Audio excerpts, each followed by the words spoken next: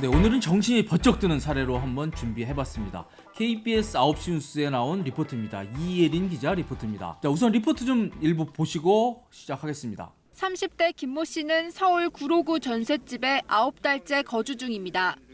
그런데 최근 성북구청으로부터 갑작스런 연락을 받았습니다. 전입신고 하셨는데 여기 사시는 거 맞냐? 그래갖고 무슨 소리시냐고 저는 아예 움직일 생각 자체도 안 한다고 그랬. 지난달 8일자로 주소지가 이전돼 있었습니다. 누군가 김 씨를 자기 집 세대원으로 꾸며 몰래 전입신고를 한 걸로 보입니다. 전입신고는 누가 했다고 한 건가요? 저도 아예 모르는 사람이에요. 제 이름으로 도장까지 파갖고.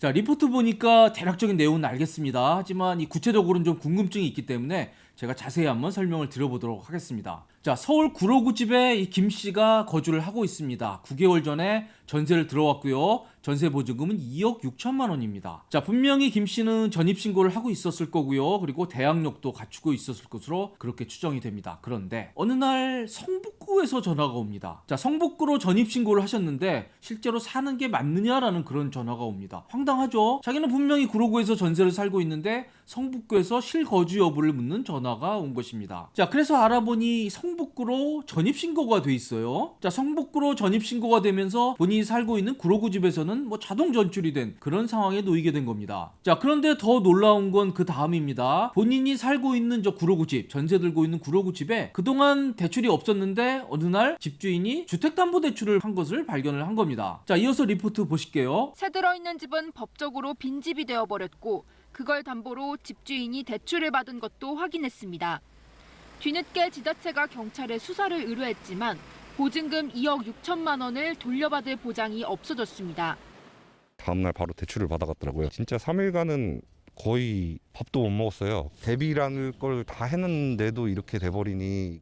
자, 세입자 마음고생이 굉장히 큰 것 같습니다. 자, 그럴 만도 하죠. 본인이 주민등록을 옮긴 상황에서, 즉 전출된 상황에서는 잘 아시다시피 대항력을 잃습니다. 거주와 주민등록이 다 돼 있어야 이 대항력이 유지가 되는데요. 거주는 하고 있지만 주민등록을 전출을 했기 때문에 이 사람은 대항력을 잃게 됩니다. 그리고 그 사이에 안타깝게도 이 집주인이 주택담보대출을 받았어요. 자, 그래서 집주인이 문제가 없으면 뭐 아무 문제가 없겠습니다만 만약 집주인의 재정 상태가 문제가 돼서 집이 경매로도 넘어가면 저 세입자 자는 자칫 전세 보증금을 날릴 수밖에 없는 그런 상황에 놓이게 됩니다. 은행 대출이 선순위화되기 때문에 그렇습니다. 참 황당하죠. 저 집주인의 행동이 분명 정상은 아닌 것 같은데 뭔가 이상한데 아직 전말은 잘 드러나 있지 않습니다. 자, 그래서 제가 취재 기자한테 전화를 해서 좀 더 자세한 상황을 한번 들어봤습니다. 자, 우선 물어보니 저 피해자 김 씨가 구로구 집에서 전출이 돼서 성북구로 전입을 하게 된 상황은 제3자가 개입된 것으로 그렇게 파악을 하고 있습니다. 자, 이 제3자와 집주인 간의 관련성은 아직 확인되지 않았는데요. 모름지기 아마도 두 사람이 공모했을 가능성이 큰 것으로 보는 게 합리적인 것 같습니다. 자연스럽게 구로구 집은 자동 전출이 되고요. 성북구 집에 전입을 하게 된 그런 상황입니다. 저 성북구 집은 한 법인 소유라고 하는데 이거 역시 이 집과 집주인 간의 관련성은 아직 드러나지 않았습니다. 아마 향후 있을 경찰 수사에서 밝혀져야 될 부분으로 보입니다. 자, 정말 문제 있죠? 본인이 살고 있는 집에 자동으로 전출이 되고 알지도 못하는 집에 전입이 돼 있는 상황 얼마나 황당합니까? 더구나 이 사람은 지금 전세 보증금을 날릴 수도 있는 그런 상황인 겁니다. 자, 전문가한테 한번 얘기를 들어봤습니다.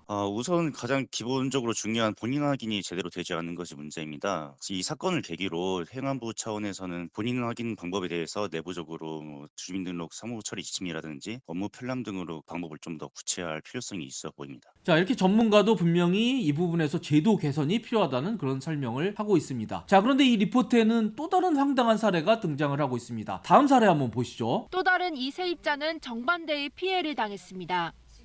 자신이 사는 전셋집에 생면부지의 사람이 몰래 전입신고를 했고 졸지에 1주택 2가구가 되면서 전세대출 갱신을 못 받을 수도 있게 됐습니다. 원입세대 열람원이라는 서류가 필요해서 임대차 계약을 또 맺어서 다른 사람이 또 세대주로 올라가 있는 걸 봤습니다. 주민센터에서는 그분도 임대차 계약서가 있었기 때문에 이제 어쩔 수 없었다. 주민등록법 위반으로 고발되는 사례들의 상당수가 이 같은 몰래 전입, 전출로 추정됩니다.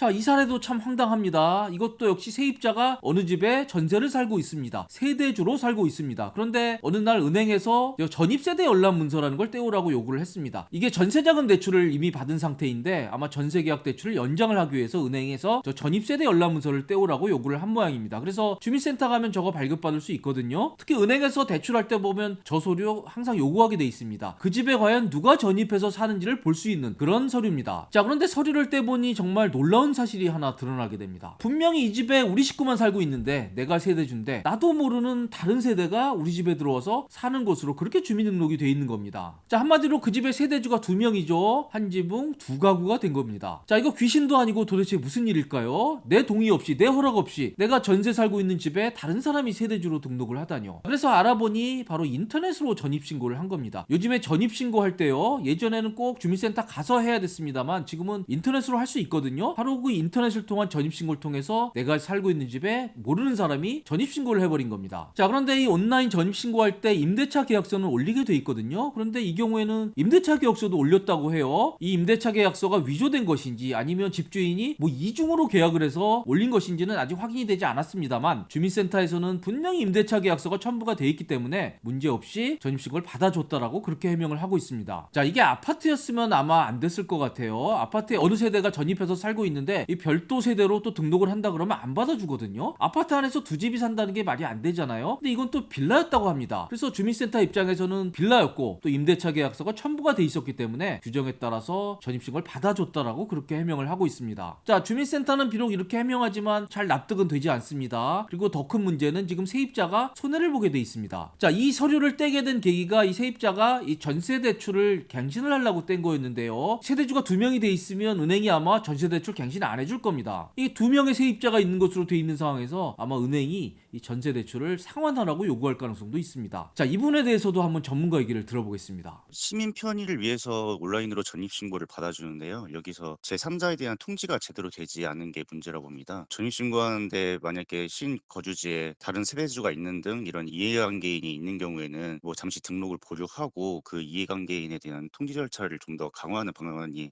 강구돼야 될 것으로 보입니다. 자, 결국 이 전문가도 이 문제에 있어서는 이 당사자에게 통보가 제대로 안 된 문제를 지적을 하고 있네요. 자, 지금도 이게 문자로 통보해주는 제도는 있습니다. 그런데 이게 본인이 신청해야 되고요. 이걸 잘 몰라가지고 대부분이 신청 안 하고 있습니다. 그래서 신청 건수가 2만 건밖에 안 된다고 합니다. 자, 그런데 사실 이 경우는 조금 아쉬운 부분이 있어요. 분명히 먼저 들어와서 세대주로 등록을 하고 살고 있는데 비록 빌라지만 다른 세대가 전입신고를 하면 이거 정상적인 경우는 아니거든요. 그럼 그냥 무작정 아무 생각 없이 전입신고 받아주지 말고 일단 좀 더 알아본 뒤 전입신고를 받아줘도 늦지 않았을 것 같은데 왜 이렇게 섣불리게 했는지 좀 납득이 되지 않습니다. 한마디로 주민센터가 잘못한 부분이 없지 않다라고 그렇게 생각이 됩니다. 자, 최근에 이 전세 사기가 굉장히 문제가 되고 있는데요. 오늘 설명드린 것처럼 최근에 발생하는 전세 사기 중에 아주 중요한 부분이 바로 이 전입신고 관련해서 문제가 많이 생기고 있습니다. 본인이 살지 않으면서 전입신고를 하는 것은 현재법으로서도 주민등록 위반입니다. 더구나 이게 대출이나 다른 목적과 연관될 때는 그야말로 사기입니다. 전세 사기입니다. 이건 법적으로 무거운 책임을 져야 되는 그런 상황입니다. 자, 그래서 이런 사기를 막기 위해서 이 정부 당국에서도 좀 관련 제도도 잘 정비하고 그리고 이런 과정에서 본인 확인도 좀 철저히 해서 억울하게 피해보는 일이 없도록 했으면 하는 바람을 가지고 있습니다. 자, 저는 지금까지 최근에 보도된 이 황당한 전출입 사기 문제에 대해서 자세히 알아봤습니다. 지금까지 시청해주셔서 감사드립니다.